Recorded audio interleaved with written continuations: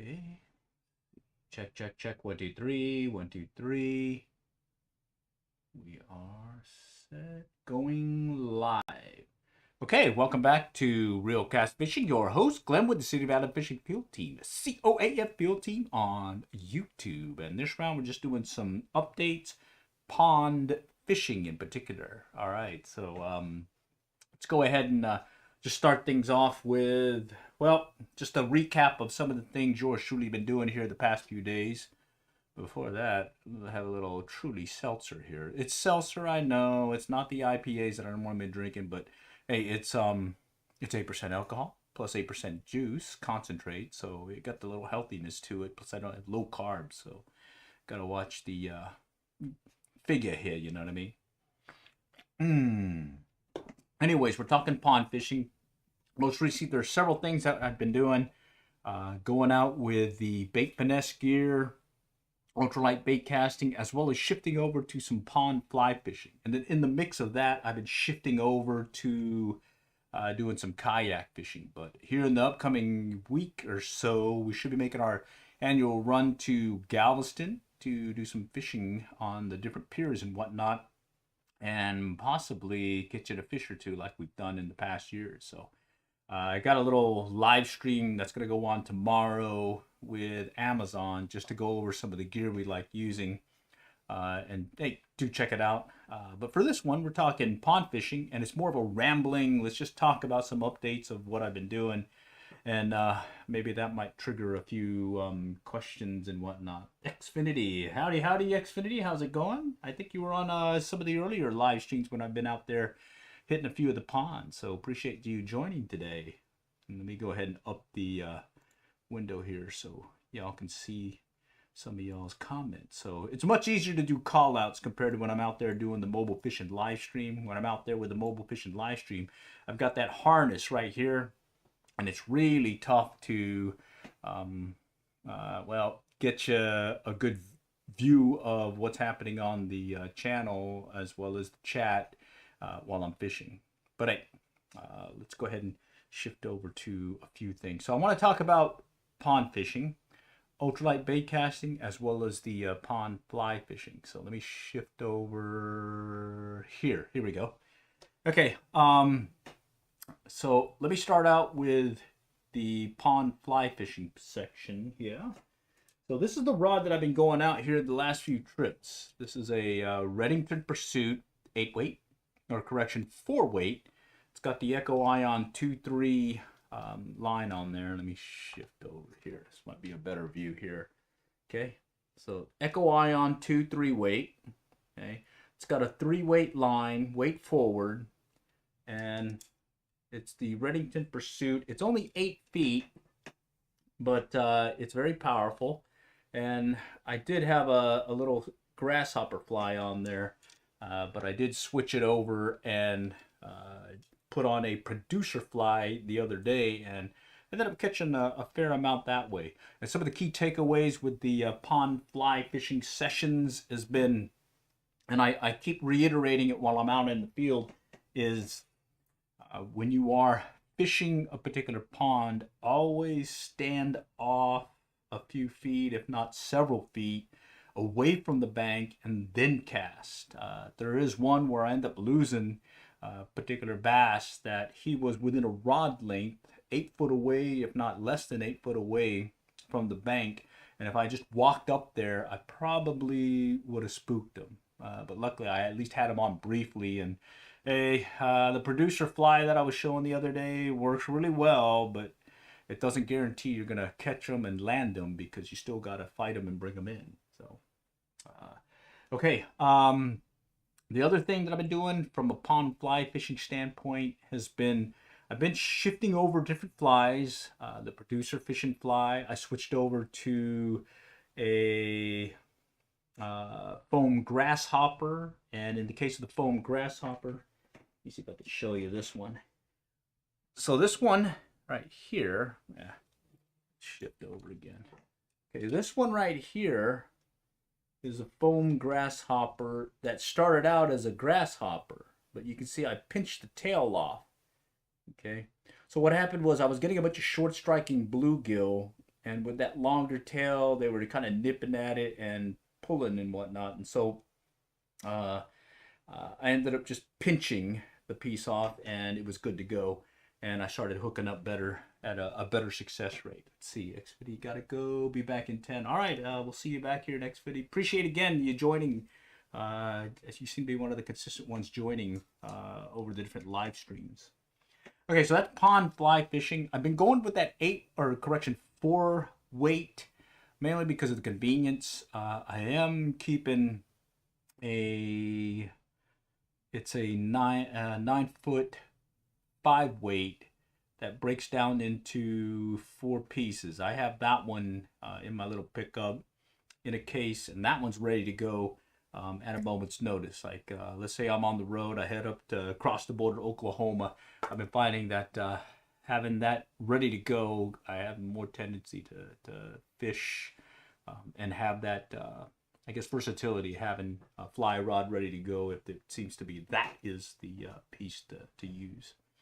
Okay, so now let's shift over to the bait finesse style or ultralight bait casting. So you've seen me out there with the Casking Zephyr BFS reel, but most recently I've shifted over to, using, right here. This is the one that I actually used, I believe it was yesterday. This is the Flight Feather Kingfisher, right there. Okay, 2-pound test. And one of the key takeaways out of that live stream was I was saying I don't put much line on these. I'll do 50 to 75 turns just to make sure my thumb is educated. And when I'm casting it, I do a lot more side casting than the overhead cast. And what happens is as I'm tweaking it, be it the wind is kicked up and now I got to make some adjustments, or the wind is behind me and I can take advantage of it and get some further cast. What I've noticed is I can tweak the brakes as well as adjust the spool tension so I don't get those overruns and backlashes. But if I do, I'm able to pretty much put it in free spool and just walk it back and clear that backlash or that overrun. And because I have only a few turns of line on there, 50 versus 75 versus the full capacity, I can recover quickly from a backlash and get back into fishing. So there are times though, especially when I was using the longer, I believe I got the same rod here, the 6-foot version up here. That one I tend to hook up a lot more with the back cast because of it. Let me see. Let me give you an idea here. Let me pop this out real quick.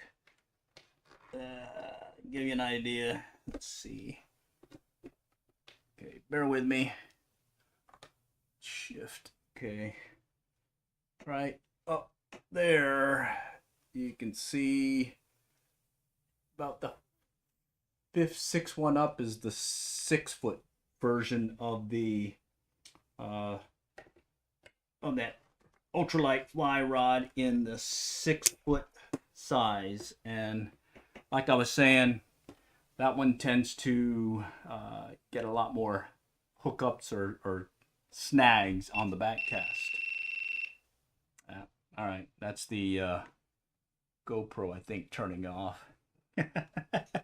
Yeah, technical difficulties, but luckily I've got this HDMI switcher that allows me to recover fairly quickly on a particular situation. So that now it's back in this linear mode, but hey, we can keep going. All right, the other reel and rod setup that I've been using has been this one right here. Okay, this is the Shimano Scorpion BFS XG. I think there's a more recent version that's out there.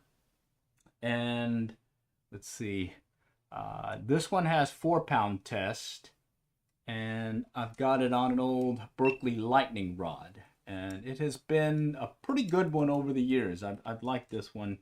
I do like the capability of the let's see, it's got the seal bearings, so I can take it out in salt water. Okay. And I also like the way it casts and the brakes. It has that dynamic brake system, and let's see, yeah, and it's a much more readily easily tweaked one. And in this case, the 1/16 ounce rooster tail. This is that fire tiger that I was describing the other day. This one seems to be a pretty good one to use for different situations. So right here, there it is.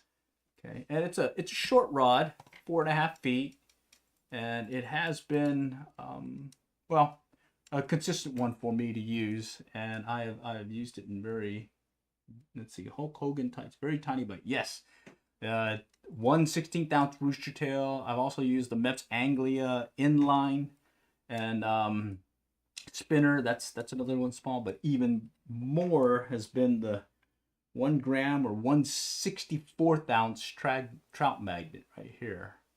Okay, it's right here. Okay, this one weighs 1 gram, 1/64 ounce, and out the box with this flight feather kingfisher, I'm able to cast once I get my thumb educated to work pretty well. So I've been happy with that. James, and are you Filipino? Yes, I am. Okay. And this is, again, the Shimano, right? BFSXG Scorpion 17. I think there's a more recent model that's out there, but I've been doing pretty good here. Try a Mepps size 3 and put a Gulpman on. Actually, I'm trying to go ultralight, light line, light lures, because a lot of the areas that I've been fishing here lately, especially here in the Dallas-Fort Worth area, I've been heavily pressured locations. So there's a lot of folks fishing these locations, and they are used to seeing bigger baits. And what I've noticed is when I go with these smaller ultralights as well as these smaller fishing flies, I tend to get more quantity, and on the occasion some bigger ones as well. So that's worked out pretty good. Yes. All right, nice. All right, that's a funny one. All right, well, I appreciate the engagement here. This is the Fishing Rambling, so we're kind of just talking things in general. In this case, the subject's mainly pond fishing, but if we can open up to other things, I do have some preps to make for hitting the Texas coast here in the next few. You microfish? Actually, I do. I've got some size 32 hooks from, I forgot where it was, but yeah, I've got some of those. And in fact, let me see. Let me grab it real quick. So the case of microfishing, I subscribed. All right, thanks. I appreciate the subscription. Hulk Hogan's Tights. That's a good name. All right, so when I am microfishing, I like taking this thing here, and I don't remember where I got it, other than I think it may have been at a craft store. And the intent with microfishing is to try getting the smallest fish you can while you're out there, but the more variety of species. So I have caught some really small ones, and what you do is you fill this up with water, put the fish in there and take a picture of it, and you get a really cool view as well as picture of that particular fish. And hey, it's worked out well. In fact, let me grab it here real quick.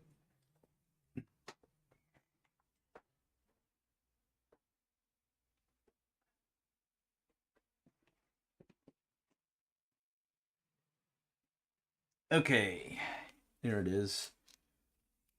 Right there. All right, let me switch. Let's switch. Right here. Right there. These are owner size, I think, 32 hooks. Yeah. And then there's another one here. Yeah, and look how tiny that is. Those are tiny. Let me turn this one back on. Okay. Just bear with me. Shifting over. Okay. Okay, so right there. Let me see if I can get a better view for you. These I picked up from online. I forgot the name of it now. It's like Tinkara Bum Fishing or whatever. And look how small those hooks are. Size 32. Very tiny. And I've caught some really, really tiny guys with that. And with that, well, you put them in here and take a picture of it. So, yeah, microfishing. I pond fish as well. What's your go-to lure? Let's see. That's from James Strahan. I would say from a bait finesse style ultralight bait casting, I tend to that Fire Tiger Rooster Tail, the one that I actually have on here now. Okay. And then that's in general. If I am fishing for some stock trout here in Texas, they're not big trout. They're like 9 to 12, 13 inch. I'll usually start out with some super dupers, be it a copper or gold, if not silver, and have those at the ready. And those seem to work well. And then if things are really clobbered with a lot of that greenery that you get in the summer or warmer changes and whatnot, I have to admit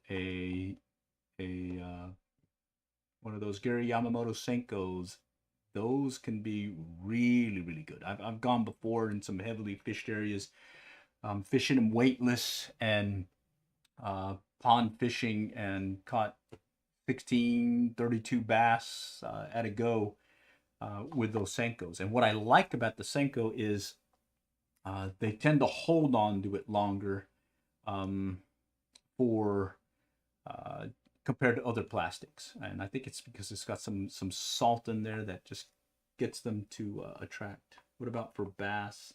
I would say the Senko. Yeah.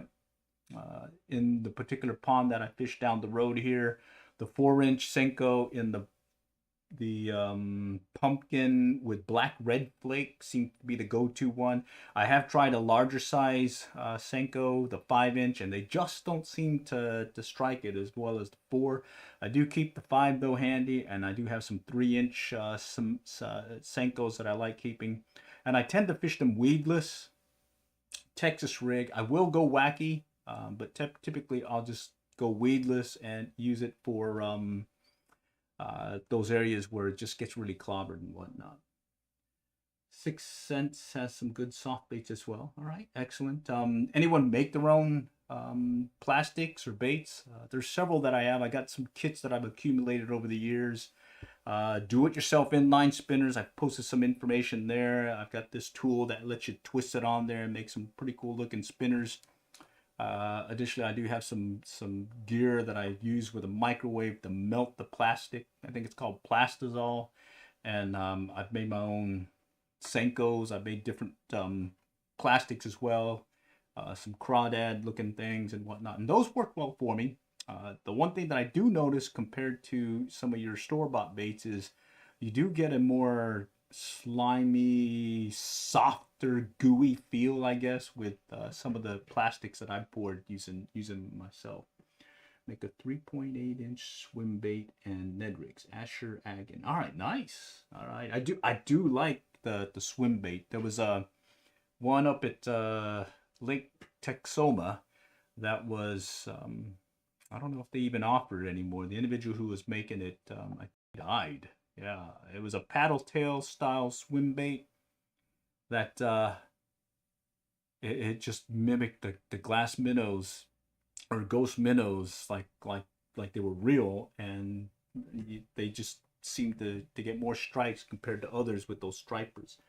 Additionally, the on the Ned rig piece, yeah, I have an affinity to the Ned rig in particular from an ultralight bait casting standpoint. Is that Z-Man Ned rig. The for some reason it's very I guess durable. Yeah. In fact, here I think I have one right here. I just happen to have one in one of my fishing vests here. Let's see. Here it is. Z-Man Ned rig. Okay, let's go and and micro finesse. And what I like about this is when I'm fishing a pond that doesn't have all that greenery on the bottom and whatnot to clobber my Ned rig. It's more rocky. I'm able to bounce it and kind of bounce it along the bottom. That one works well. And I do have a liking to this Z-Man Ned rig right here, because look at this. I can stretch this thing right here and it doesn't break. It's very durable. It doesn't even come off. Yeah, look at this. I've fished this one several sessions already and had no issue with it coming off the hook, and have not had any rips and whatnot. In fact, the only time I really lose one of these Z-Man Ned rigs is well, when it breaks off because of a snag. I catch one of those tree fish. So yeah, I do like the Ned rigs. I do like for ultralight bait casting, these light lures. The Z-Man Ned rig seems to be a go-to one for yours truly. All right, good one, Asher Agin. All right. Okay, any other pond fishing questions, comments? I'm open to them. Additionally, I can just kind of open up to any other fishing related things we want to ramble about, because hey, this is just an open session at this point. And I did talk earlier about some of the gear that I was using.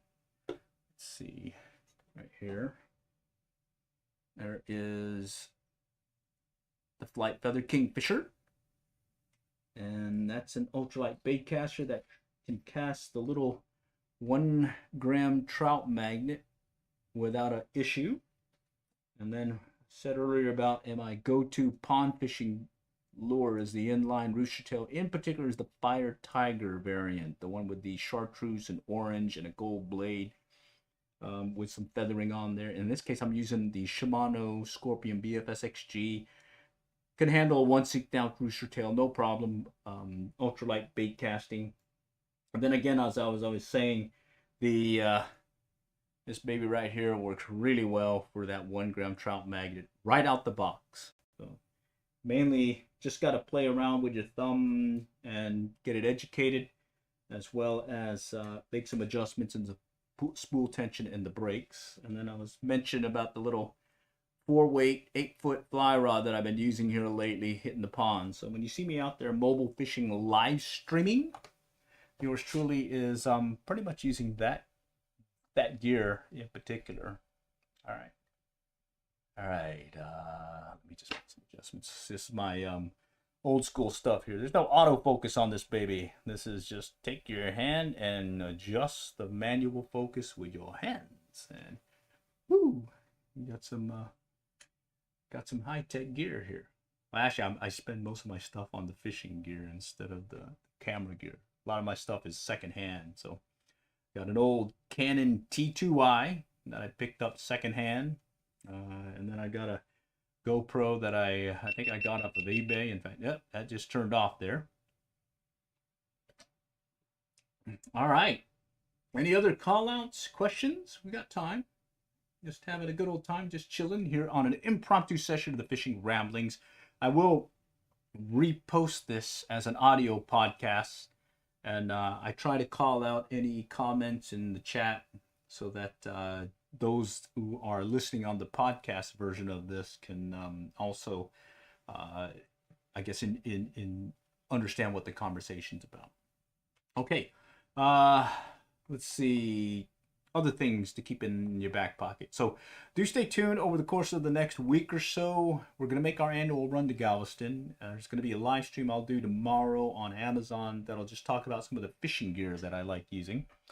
And do stay tuned for that one. I probably repost some little clips of it also in some YouTube shorts so you can get a feel for some of the things that came up during that session.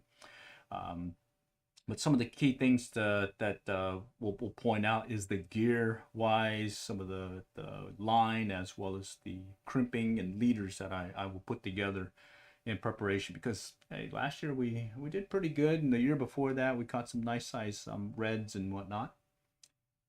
But then let's go back to pond fishing again. Anyone have any key items to bring up here? let me go over the chat real quick and see if there's some other info. Okay, yeah, I think we're caught up in the chat. So if you have any questions, call outs and whatnot, I'm located here in the Dallas-Fort Worth area, just north of the Metroplex. And kind of home base for yours truly. I'll fish over here in North Texas areas and then make a couple of runs up to the Oklahoma, do some trout fishing there, and then make some runs to the coast, do some saltwater fishing, and enjoy some of the Texas fishing that we have here. It has been hot lately. I think we're going to hit 100 again tomorrow, so that'll be a little brutal to get out there.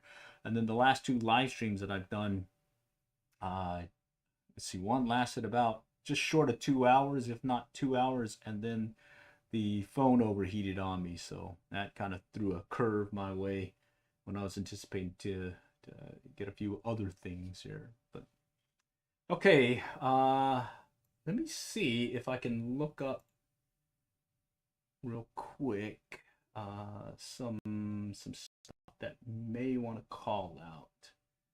Let's see. What I'm doing is I'm just checking on the channel here, and I want to see if there's some pond fishing items that I want to call out here. Okay. Let's see. Ultralight bait casting. I think the latest one was some trout magnet ones that I talked about, and then that foam grasshopper piece.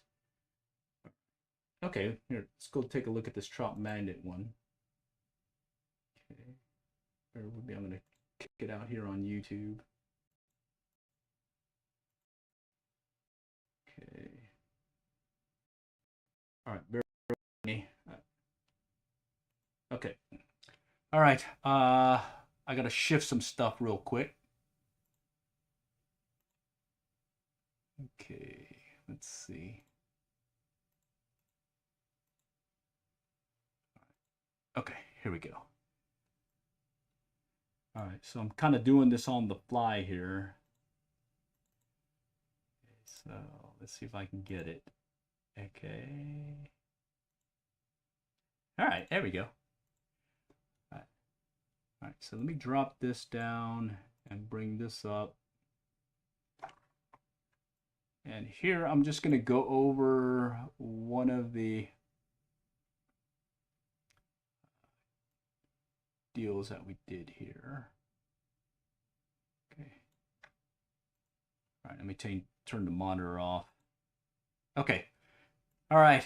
Let me open this up. See if I can get you a better view. And what I'll do is I'm just going to step through this trip. This is where I'm pond fishing using a trout magnet, and we'll just walk it through and see if we can point out a few things that we want to call out. Okay. All right. So that's the flight feather kingfisher. Okay, and I'm actually fishing a pond just up the road from me. It's called Bethany Lakes, and there's the trout magnet. Okay. And I had to tweak the setting, the brake spool tension on here, but I'm going to go ahead and cast here shortly. And again, it's the Flight Feather Kingfisher BFS reel. And I'm using, in this case, I've repurposed a spin casting Zebco rod, or correction, this is the Handing Magic L ML. It's the one that I'm using right now. And giving it a cast, and I had to make some tweaks with it. And now I'm going to go ahead and start fishing it. And when I say tweaks, I'm having to adjust the spool tension in the brake, adjusting, giving it more or less brake to get it to cast straight. And then let's see, here I get a bite fairly quickly, all right? And he was fairly close. Oh, I'd say about maybe 20-foot cast, not bad at all. And let's see. Yeah, all right, so that was a bluegill. All right, this is a span of about I think it's about an hour and a half of fishing, and I've just edited it out so it takes it to the action shots, and also some call outs here that I'm kind of pointing out a few things. In this case, I'm having to make some adjustments in the spool tension and just kind of reset it. Don't have to worry about the wind so much right now because it was a calm day, but I am getting a lot of these light strikes. They're kind of nipping at the tail. And one thing I notice is because it's a micro lure, you get these smaller fish that are more aggressive and they are willing to strike this thing. And at times they just kind of nip at it and they're just too small to get hooked. Okay. So now I've just moved further up the pond. I'm working one section where there's a drop off as well as a couple of pockets. Over the course of the years, the ground has kind of eroded and it pushed itself into the pond. And here you can see that I believe this is gonna be a bass. Yeah, it'll be a bass. Yeah. All right. Okay, so he's one of the bigger ones here. There are some bigger ones here, but one thing that's nice about you doing this ultralight bait casting when you're out there pond fishing is it's pretty fun. Even if they're small, they seem to still be a fun one to catch. Makes them feel bigger than they really are. All right, and there's another one. Same spot, haven't moved, just kind of working the area. I'm pretty confident in this spot because over the years there's a couple of, I guess, structure that you would call it where it kind of drops. Okay.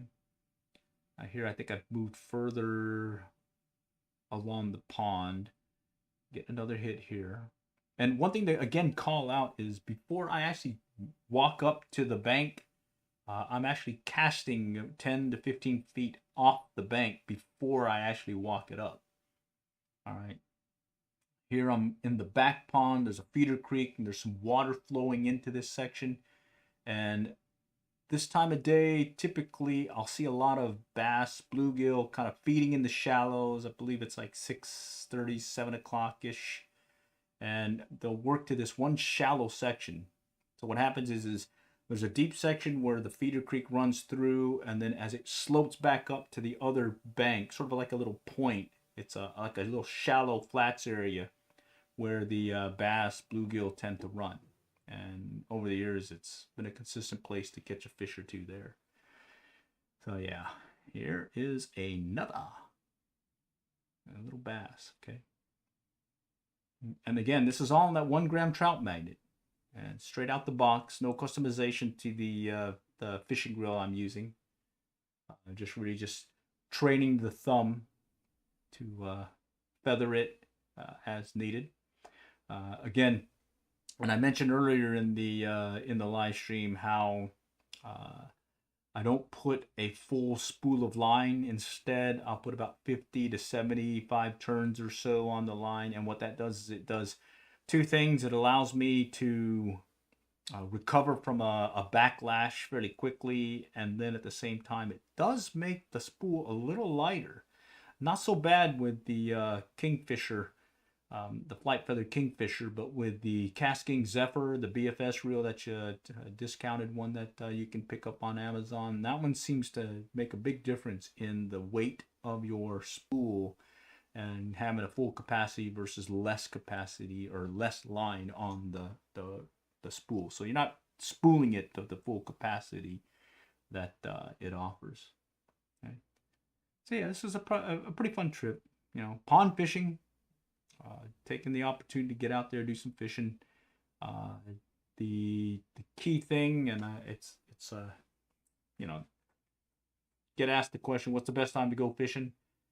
And I keep reiterating on these live streams, it's whenever you can, because a lot of times where it's not the greatest time to go out there because of weather or maybe the temperatures and whatnot, but maybe that's the only time you can go that given week or that weekend. So go for it. And hey, you can't catch any fish if your line's not in the water. All right. So I am really happy with this this outfit. It's that ultralight bait casting bait finesse systems fishing. And here I'm just using that ultralight rod that I picked up from Amazon, and I'm using trout magnets.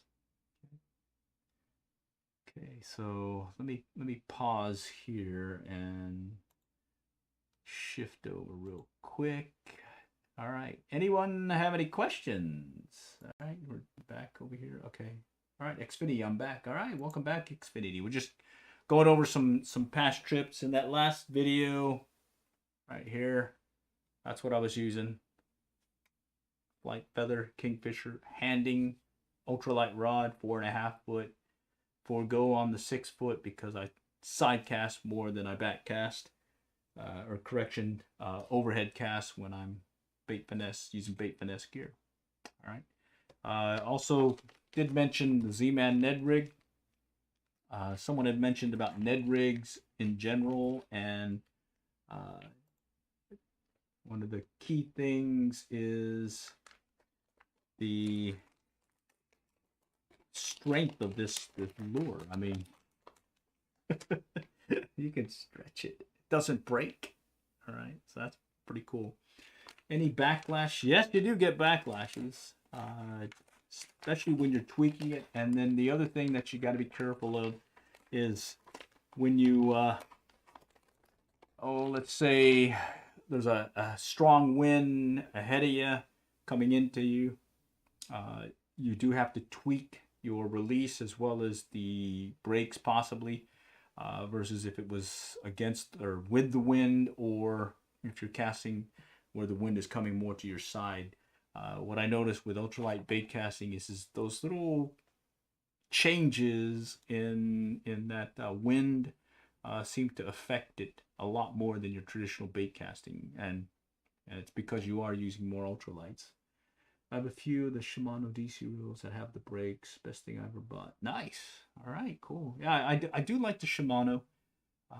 I was thinking about getting another Shimano. I think there's a Shimano BFS reel called out as the BFS reel, but well, I got hooked up on picking up that Flight Feather, and then there's a couple other things I picked up this past few that kind of sidetracked me. Like in particular, you don't see it here. It's that 3D printer.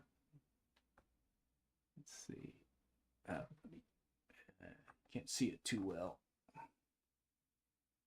Let's see. Get this back on here. Okay.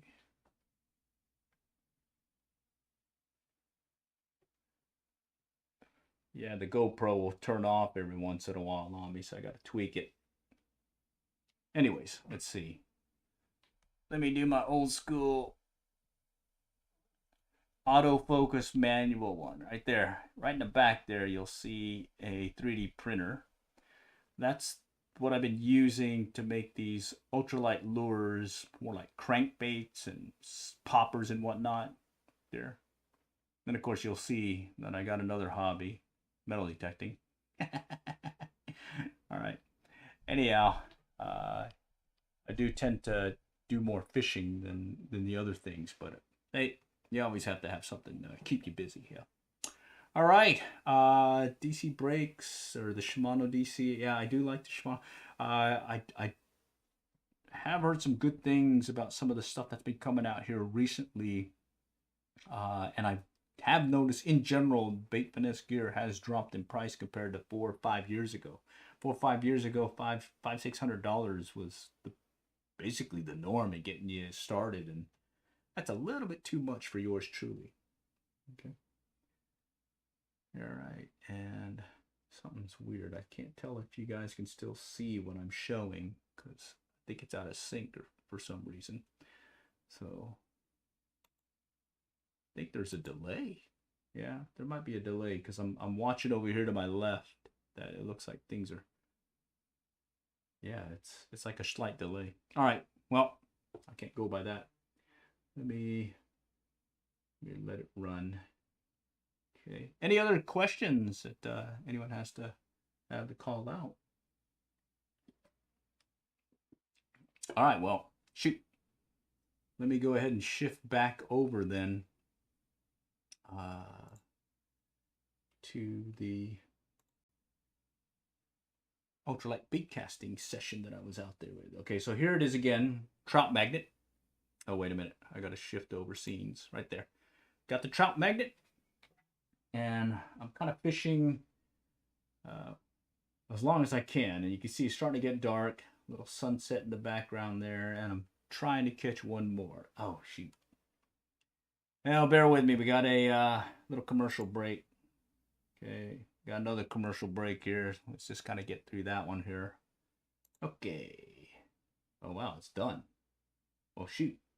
Let me see if I can get us to another one then. Okay. So here's the easiest way to get to some of the stuff that I have. COAF field team. And I'm just going to scroll down. Let's see if I can get to some shorts videos here to get you that view. Okay. So this is some of the stuff that I posted. This is the one most recent kayak fishing trip that I've had. I think. Let's see. Here's some different shorts that I put out recently. Okay. This is the producer. We can bring that one up real quick. Okay. Let me pause it. I gotta make some shift in the view here. Bear with me. Okay, so let me shift it over. Doing this from a desktop on OBS, so I have a little bit more leeway in showing things compared to when I'm out there mobile fishing live streaming. Okay. All right. So this is the classic one that I wanted to show because if you see right here,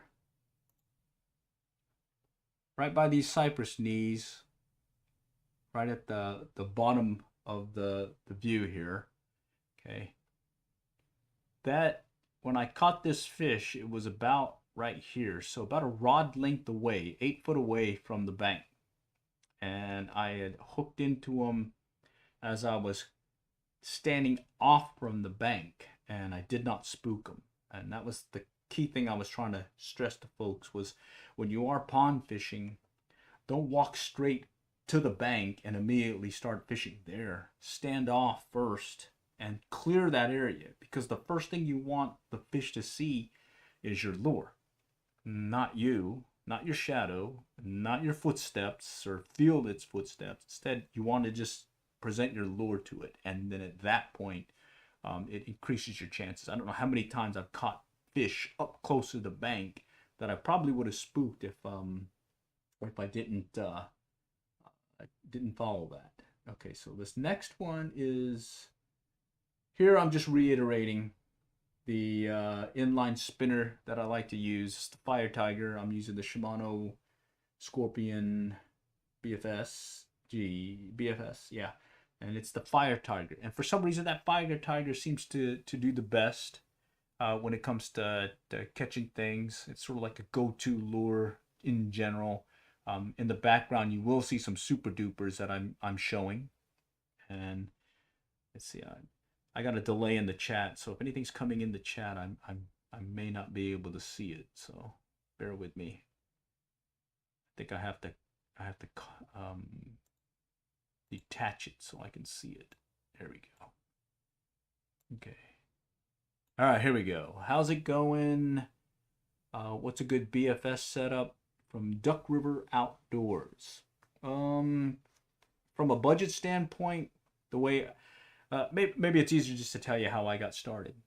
I got started from a subscriber who said, "Have you ever tried BFS fishing?" And my question was, "What is BFS fishing?" And he let me know, and then I Googled it. Bait Finesse Systems Fishing. It's a system of fishing because it relies heavily on the rod, the reel, and the balance to that ultralight lure that you're using. So with those three, that is the Bait Finesse System style fishing, BFS for short. I call it ultralight bait casting because basically I'm using a bait casting combo that is designed to cast these ultralight lures. And when I got first started, I looked online and all I saw were these expensive rods and reels that you picked up from Japan. And it was a little bit past my price range that I wanted to pay. And what I discovered though is about a year from there, if not a few, almost a year later, Casking came out with the Bait Finesse reel, the Casking Zephyr BFS. It was the one that didn't have a reel clicker on it. And I was kind of researching things there, and there was a couple of Bait Finesse YouTubers that I go to for a lot of some direction. One is RAR Fishing, RAWR Fishing, and then the other one is, oh shoot, I forgot his name now. BFS. He's one that does a whole bunch of reel testing and whatnot. He's got some really in-depth videos that can tell you all kinds of stuff. And those were the two that kind of pointed me over to trying out this Bait Finesse Systems gear, specifically the Casking Zephyr. And the reason why I kind of gravitated to it was because it was offered for like 69 bucks. And I took a old ultralight rod that I picked up years ago and repurposed it for that, and it married up well with it. And then later on I picked up a microlight fiberglass rod that had a whippy action to it that worked well as for casting these ultralights, because that whippy action seems to also aid in casting these lighter lures. And so that was the first setup that I used. It was the Casking Zephyr BFS without the reel clicker, using 6-pound tests. If you go with lighter pound tests, it tends to catch under the spool. And from there, I went from the ultralight. In fact, here, let me show you real quick. Pause this one. Okay, and then from there, I went to the ultralight. Let's see. Right here. This is the Berkeley lightning rod right here. And this is what I used initially with that Casking Zephyr. Okay. And that was the first setup that I used. There's some other ones that are very similar now that you could probably pick up for under $100 for the whole setup. What I tend to do is I go whatever's on sale, look at what other folks are posting about that particular gear, and then I'll make the purchase. And then sometimes I'll splurge, like in the case of the Shimano that I use now. I like that one because it's also one that I saw another individual. It's a Galveston fisherman here in Texas that recommended the Shimano Scorpion BFS XG. It was the Scorpion 17 back then. I think there's like a 20 now. Recommended it because he was fishing salt water with it, and at the same time was recommending it. And I just, hey, this is a good setup. In fact, I ended up using it fishing for sand trout and speckled trout under the lights on one of the piers a couple of years ago, and it was nice that I could go with some lighter, weightless lures, basically no weight, and get a better feel for the strike and whatnot. That setup back then, I think the reel was like about $300 or so. That one tied to I guess any of the Shimanos would be no problem. Jump on it and pick you a good ultralight rod. And one of the suggestions I had noticed with the ultralight rod suggestion was, if you are going with these small, I would say less than the 1/16 ounce lure, the ultralight or micro lures, is the recommendation that I saw was you got to go with a rod tip that is basically 1 millimeter. And this is the ultralight rod that I picked up, the Handing Magic L from Amazon right here. This is basically 1 millimeter, if not maybe 2, right here. And this, I believe it's what helps me cast this 1 gram trout magnet with no problem. Right. here's a comparison to the other one that I'm using with the 1/16 ounce lures, and you can definitely see a difference between the thickness of the rod tips. Okay, right here versus the thinner ultralight. So I definitely suggest, if you are going with these ultralight lures, take a look at some of these rods. They'll be weighted, different weights and whatnot, rated for different weights, but the really key takeaway is to pick one up that is in that 1 millimeter range. All right. So hopefully that answered your question. Okay. So let's go shift back again to some of the videos I've posted and maybe talk about. Again, I'm focusing more on pond fishing at this point. So, okay, let's go ahead and start this up. Okay, so that's again the Cascading Zephyr. And here I was just playing around with an ultralight, or correction, with a Rebel Crawdad lure. This is near my day job. There's a lake or pond, and they named it after me, put a sign up and everything. It's called Lake Glen, and we hold our fishing derbies from work there. And well, if you go by there, if you're in the area in Arlington, Texas, you'll see a posted no trespassing sign, and under that there'll be the name of the pond called Lake Glen. All right. Duck River Outdoors, thanks. I appreciate the info. I'll check those guys out as well. I like the pistol grip on that rod. I imagine sensitivity is crazy on those. Yes, it is. And I do like having the pistol grip, because when you are doing that side cast, and especially if you're doing that little whip of the wrist, that kind of gets that correction, the lure out there going, it definitely helps having that little pistol grip, just to give you the security of it not slipping out of your hand. All right, so that is the ultralight bait casting with a Rebel Crawdad. Let's see what's next. Oh, this is my funny dad jokes ones. We'll skip that. All right, let's see. Oh, all right. I guess we're out of that section. Okay, let me go back my channel here. So I'm going back to my channel here, and I'm just kind of flipping through here. Let's see some more of the shorts. The ultralight spin cat. Oh, this is a good one.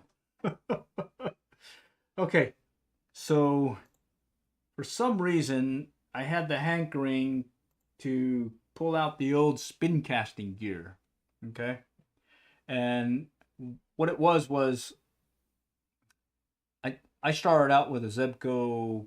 I think it was a Zebco 33, and then later on another Zebco, I think 101 or 201 or 202.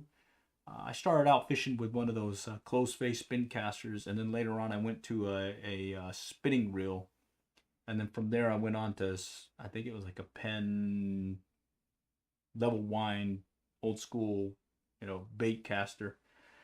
All fishing in salt water as well as fresh, and I have a bunch of these spin casting reels over the years I've accumulated, and I just kind of keep them. And this one was kind of setting off in the distance in one of the corners here, and I was like, hey, I bet this would still work. I think I repurposed it to what do you call it, for ultralight bait casting, because I like the rod. And so went ahead and just said, hey, let's go take out the spin caster and put it on a trout magnet, and let's see what it does. Coleman Fishing, WSGG. I'm not sure what that means. Okay. All right. So here you got some nice bluegill right there. So yeah, you can catch them. Trout magnet, spin caster, cast no problem. And then I decided, hey, let's go ahead and put that Fire Tiger on there. This is, I think, the yellow, or the inline spinner. And that one cast a mile easily compared to that little trout magnet. And sure enough, I got another bluegill. All right. It's fun, just kind of sort of like a TBT throwback deal. Coleman Fishing. Hello, how's it going? How's it going, Coleman Fishing? appreciate you joining tonight. We're just going over some pond fishing ramblings, and at this point I'm just kind of going through some of the previous shorts and videos I posted related to pond fishing, but the subject matter can shift to other fishing, since it's just a fishing ramblings piece, and definitely welcome any of y'all's comments. All right, so let's go back and take you down to, let's see, ultralight spin casting. Oh, this is a good one here. Take a look at. All right, so the other thing I like to do is I like to go kayak fishing. So sad. I mean, actually, people are coming and going, so it's like, you know, it's what it is. Live streaming. Folks come and go as they can. So, but I do appreciate you joining. All right, looks like we got 2 now. All right, so paddling gloves. So I've got these paddling gloves. I started out with the Yak Gear paddling gloves, and then I shifted over to these Palmith ones because 2 reasons. It's got this sun protection piece, as well as it's got this leather palm area. And I noticed that worked really well when I was catching a fish or 2. In this case, I caught a gar, and helped pretty much being able to grab it and being able to get it off the line here. So yeah, so I definitely recommend those paddling gloves. Duck River Outdoors. I love kayak fishing. I love it too. I do have a John boat with a little kicker outboard motor, but I tend to do more kayak fishing, mainly because it's that easy to get out there. I can throw that in the back of my pickup and be out in the lake in minutes. So it's pretty cool. All right, let's go shift over now. Let's see what else is here. Okay, we talked about that one earlier. Let's see, more dad jokes, more funny stuff, the spin caster. All right, let's go shift back again. Let's see if there's any other stuff to call out. I'm trying to stay with the pond fishing thing, but here you can see I've got different videos from over the years. I've been YouTubing for a while now, and I think I got like, I don't know, thousands of videos. Anyways, let's see. Right there. Okay, this is a good series to look at right here, where it's the different videos I've posted. And then on the mobile fishing live stream, this one I've shifted over on the mobile fishing live stream. Initially, I was going with the GoPro, and it was feeding from my phone, or from the GoPro to the phone, and then from there it was live streaming. And now I've since shifted over to using the Android phone and just shooting it out directly. Here there's some nice to know information that I found is helpful. Okay. This is an old one. Okay. Yeah. So yeah, do check out the channel. It's been helpful over the years, being able to just, I guess, document some of the past trips and be able to revisit them just to get some lessons learned. And let's see, you should review some of mine or other combos. Other combos. You mean some of your videos and whatnot? I'll review anything at this point. Yeah.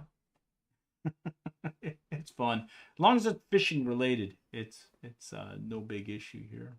But yeah. Anyhow, looks like things are kind of winding down. It's about 10 o'clock here local, so I think I'm gonna shut down here. But do appreciate y'all joining tonight. This is more of an impromptu session, and well, hey, it's been a fun time talking with y'all. And yeah, fishing ramblings.